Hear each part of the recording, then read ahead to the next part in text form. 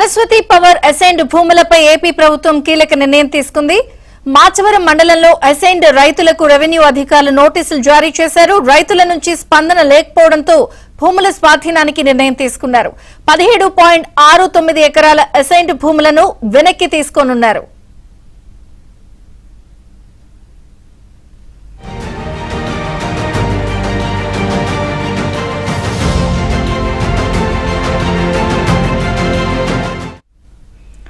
Saraswati power assigned భూములపై AP ప్రభుత్వం కీలక నిర్ణయం తీసుకుంది.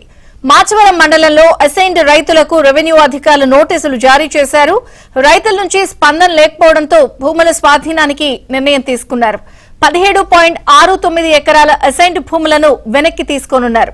మరిన్ని వివరాలు మా ప్రతినిధి సాంబశివరావు అందిస్తారు. సాంబశివరావు, విజయ చంద్రిక వైఎస్ కుటుంబానికి సంబంధించిన సరస్వతి భూముల వ్యవహారంలో ఏపీ ప్రభుత్వం కీలక నిర్ణయం తీసుకుంది. పల్నాడు జిల్లాలోని మాతవరం మండలంలో సరస్వతి భూముల్లో అసైన్డ్ భూములు కలిశాయని ఇప్పటికే ఆరోపణలు రావటం, ఆంధ్రప్రదేశ్ ఉప ముఖ్యమంత్రిగా ఉన్న పవన్ కళ్యాణ్ ఆ భూములను నేరుగా పరిశీలించి అటవీ శాఖ రెవెన్యూ భూములు కూడా ఎంతవరకు కలిశాయో ఆరా తీయాలని ఆదేశించిన మేరకు ఇప్పటి వరకు కూడా 24 ఎకరాల వరకు కూడా అసైన్డ్ భూములు సరస్వతి భూముల్లో కలుపుకున్నట్లు కూడా ప్రాథమికంగా నిర్ధారణ చేశారు. వాటిలో 17 ఎకరాల వరకు అసైన్ రైతులకు మాతవరం రెవెన్యూ అధికారులు నోటీసులు ఇచ్చి వివరణ కోరగా వారు ఎలాంటి వివరణకు స్పందించకపోవడంతో కూడా మాతవరం రెవెన్యూ తహసీల్దార్ కార్యాలయం 17 ఎకరాల 69 సెంట్లను కూడా అసైన్ భూములను వెనక్కి తీసుకునేందుకు నిర్ణయించినట్టు తెలుస్తుంది. అది అధికారికంగా ఇంకా ఆదేశాలు రావాల్సిన నేపథ్యంలో మొత్తంగా సరస్వతి భూముల వ్యవహారంలో